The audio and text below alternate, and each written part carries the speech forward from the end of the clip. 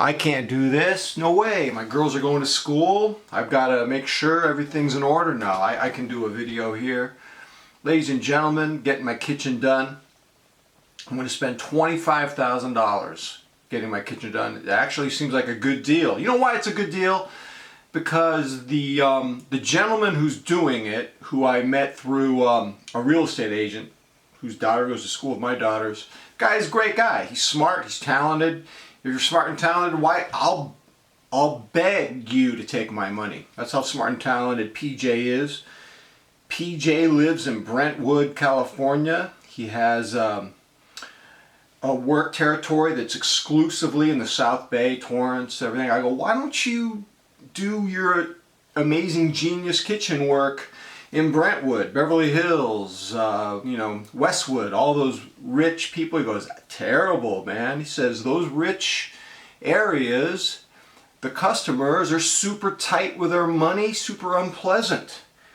And it's more chill in the South Bay, more chill in Torrance, more chill in Manhattan Beach. So I mean, there are people in Manhattan Beach with $5 million houses. So I'm sure they're probably spending like $100,000 on a kitchen upgrade. But yeah, I'm going to get an upgraded kitchen. It's due, man. I got old particle board prefab from Lowe's from 20 years ago. I need new floors. I need new grout. I need this new fusion grout. I need the whole thing. I'm excited about it. Upgrade, man. We'll see how that goes. So let's talk about watches. For those of you who don't know me, I'm Jeff McMahon. I suffer from a watch addiction. This is a Seiko SBD 061. These are about 800 bucks. If you're looking for one watch, it's under $900 for an everyday. I can recommend this. It's an amazing watch. Great wrist presence. I love all my watches. I have 7 that I bought that are in my rotation. And for those of you who don't know me, I am a watch addict. It's horrible being a watch addict for a lot of reasons. People will tell you, if you have an addiction, to just enjoy what you have, be grateful. And I do that. I am grateful that I have this gorgeous watch, that I have 6 other gorgeous watches in my rotation. And I'm not going to lie to you guys, man. It doesn't help me at all. It doesn't help me. I think as we speak, even though I love my collection, even though I love that it's more or less manageable, it's 7 watches, I mean, I think there are like 5 or 6 watches that I want. I mean, I still want the Seiko MM300 blue dial, just for the sheer alpha maleness of it. You know, and if I got that, I'd probably have to sell this and my other 2 MM200s. I couldn't imagine waking up and deciding, you know, between the MM300 and my 3 MM200s. That would drive me crazy. So I'd probably have to sell this plus the 2 other MM200s in my collection. But man, I would be a liar if I didn't want to fork out 2,800 bucks on a blue dial, you know, MM300. I think it's called the SLA023. Wow, what a beast that would be. So I like that. I like the new blue dial Seiko Baby Tuna. Is that what it's called? Yeah, Baby Tuna. Now the black dial was famous for forever. It's still, you can still get those, but I remember back in the day you could get the Seiko Baby Tuna. It's an automatic for 300 bucks. Those are like $550 now. The new blue dial is about $550. But because I'm an addict, you know, I have a couple of bracelets in my watch box that I'm not using. One's a super engineered 22 millimeter, and it's just talking to me. As a watch addict, it's saying to me, come on, dude, get that Seiko Baby Tuna automatic blue dial, because you can just take that cheap bracelet off and put me on, and boom! And that speaks to me. So there's another watch. Then I have a bracelet that I had on my Captain Willard for a while. You guys didn't like it. The retro razor. I actually liked it, but it's gone.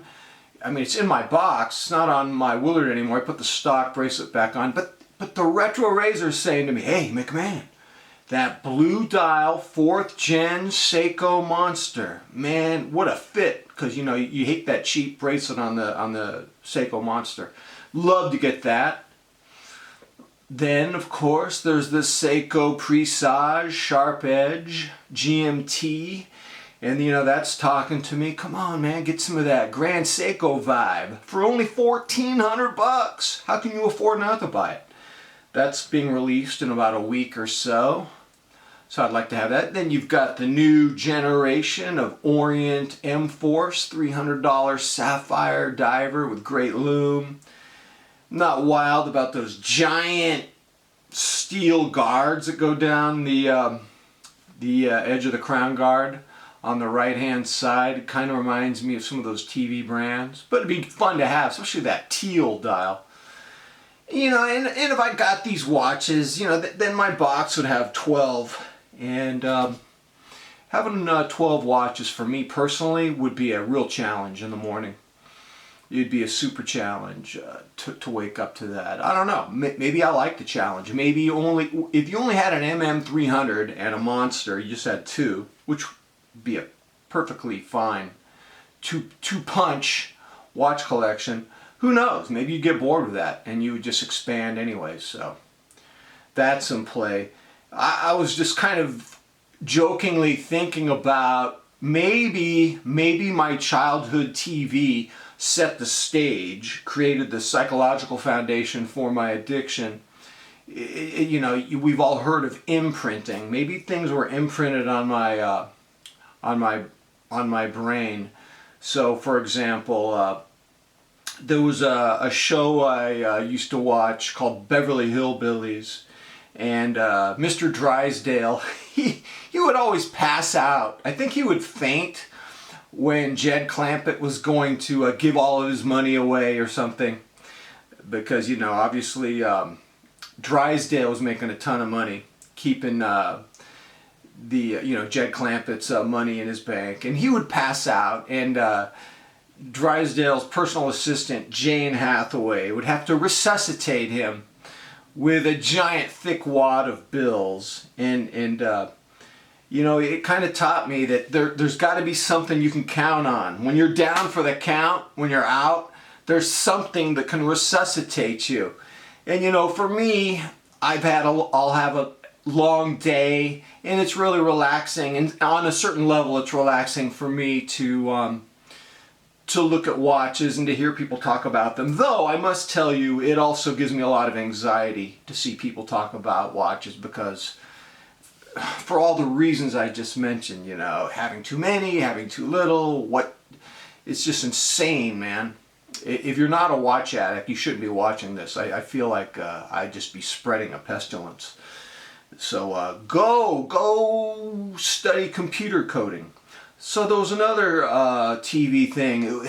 As a kid, there was the Imperial Margarine commercial where people would eat a piece of bread spread with hydrogenated corn oil, Imperial Margarine, and a crown would appear. You know, there'd be a trumpet blast, and a velveteen gold crown would be on their head. And it kind of imprinted on me as a kid that you want to have this experience where you were a king for a day or king for a week, and I wonder if I want to put a watch on and I'm a king.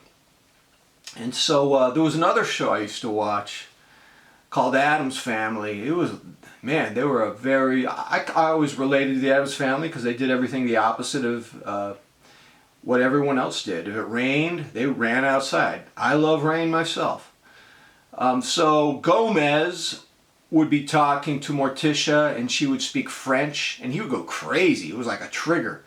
And that show taught me that you need a trigger in your life to elevate your dopamine and your adrenaline. And I wonder if that imprinted on me in my lust for watches. And I wonder if what kind of shows did you watch as a child that you connect to your current watch obsession, watch addiction? Let me know, ladies and gentlemen. All right, until next time, I'm out.